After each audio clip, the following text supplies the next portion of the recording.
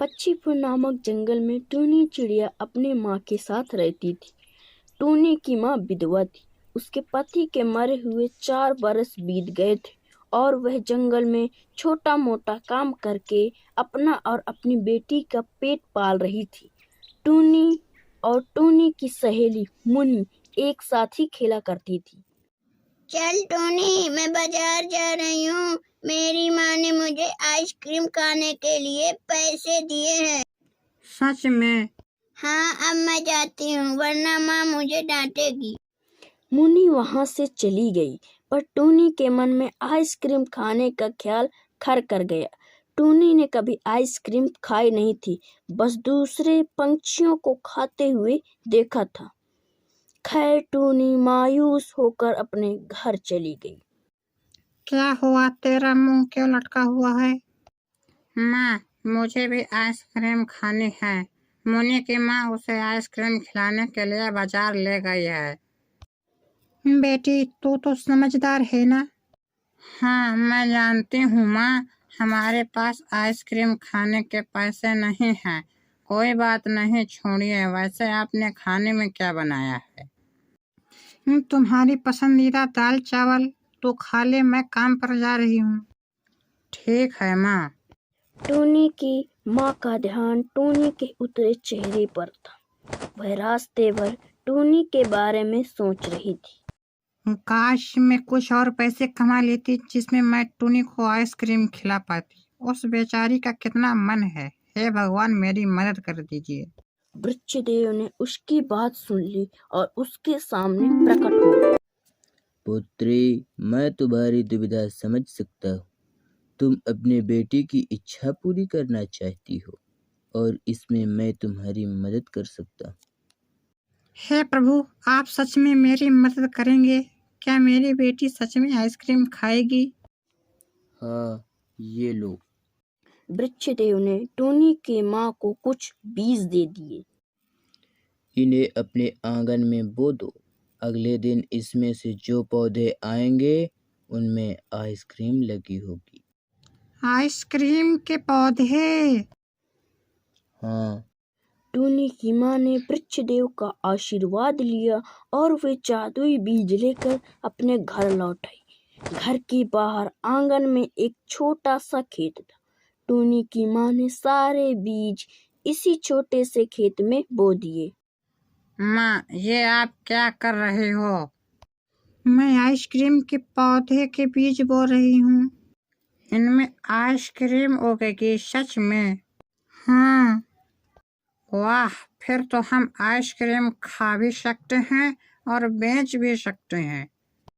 ये तो मैंने सोचा ही नहीं। अगर हम ढेर सारे आइसक्रीम उगाकर बेचें तो हमें बहुत सारे पैसे मिलेंगे और मुझे जंगल में काम करने की जरूरत भी नहीं है।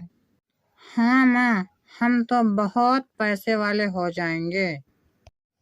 बिल्कुल, अब इन बीजों में पानी डाल दो। जी माँ, आज आप काम पर नहीं जा रही हैं? नहीं बेटी, कल हमारे खुद की आइसक्रीम के खेत होंगे तो मैं भला दूसरे के यहाँ काम करने क्यों जाऊं? हाँ, वो भी है। टूनी की माँ ने सोच रखा था कि अगले दिन आइसक्रीम उगेगी। वो उन आइसक्रीम को बेचकर बहुत सारे पैसे कमाएगी। इसी विचार से वो अपने काम पर भी नहीं गई। उसके मन में पैसों का लालच आ गया था। रात में उसे नींद भी नहीं आ रही थी। वह सोच में डूबी थी कि आइसक्रीम बेचकर कितने पैसे कमाएगी। मुझे एक आइसक्रीम कितने में बेचनी चाहिए या क्या सारी आइसक्रीम अलग अलग होंगी या एक जैसी? ये सारे ख्याल उसके दिमाग में घूम रहे थे। खैर सुबह हुई और टूनी की माँ उड़ते हुए घर से बाहर आई। उसने अपने खेत देखे तो वहाँ कुछ भी उगा नहीं था। अरे ये क्या? वृक्षदेव ने कहा था कि वो जादुई बीज हैं, उनसे एक दिन में आइसक्रीम के पेड़ उग जाएंगे, पर ऐसा कुछ नहीं हुआ। टूनी की माँ निराश हो गई थी और टूनी भी घर से बाहर आई और उसका मुंह भी लटक गया। टूनी की माँ ने टूनी का हाथ थामा और उसे लेकर निकल गई और उसी वृक्ष के पास गई। वृक्षदेव, वृक्षदेव। वृक्षदेव प्रकट हुए। क्या हुआ पुत्री, तुम इतनी क्रोधित क्यों हो? आपने कल मुझे जादुई आइसक्रीम के बीज दिए थे और कहा था कि एक ही दिन में वो उग जाएंगे, लेकिन उन बीजों से तो कुछ भी नहीं हुआ। ऐसा कैसे हो सकता है? पुत्री, क्या तुम मुझे बता सकती हो कि तुमने क्या किया? मैंने वो बीज अपने छोटे खेतों में बो दिए और उन्हें पानी भी डाल दिया।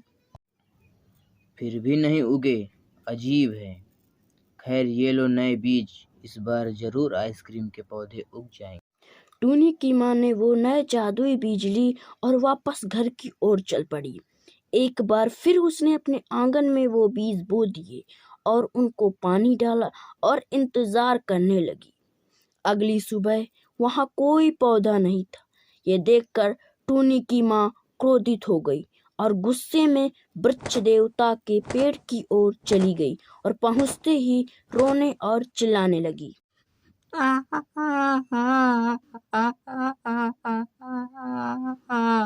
वृक्षदेव, आपने मेरी गरीबी का ऐसा मजाक उड़ाएंगे ऐसा सोचा नहीं था।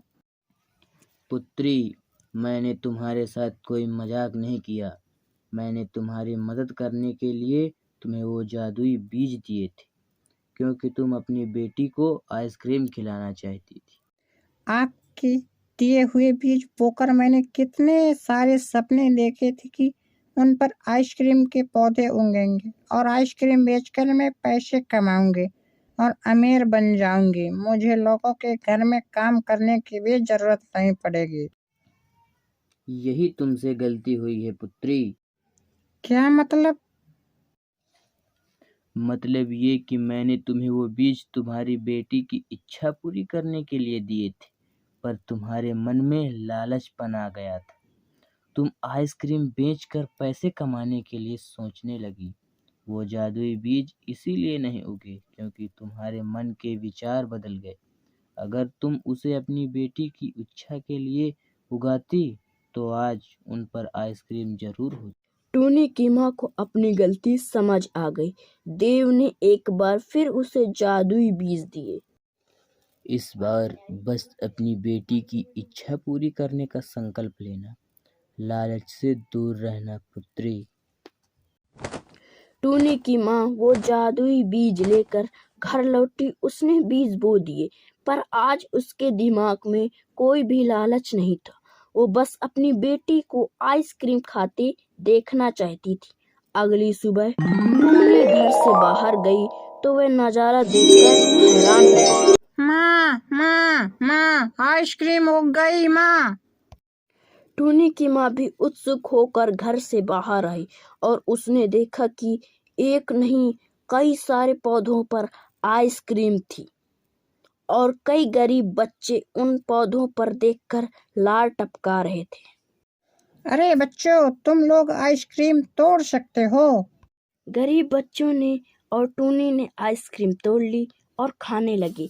सभी के चेहरे पर संतुष्टि देखकर टूनी की माँ को अपनी गलती समझ।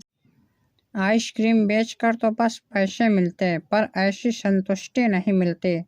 धन्यवाद वृक्षदेव इन आइसक्रीम के पौधों के लिए और मुझे ये सब समझाने के लिए कि पैसे ही सब कुछ नहीं है। आपने मुझे लालची बनने से बचा लिया।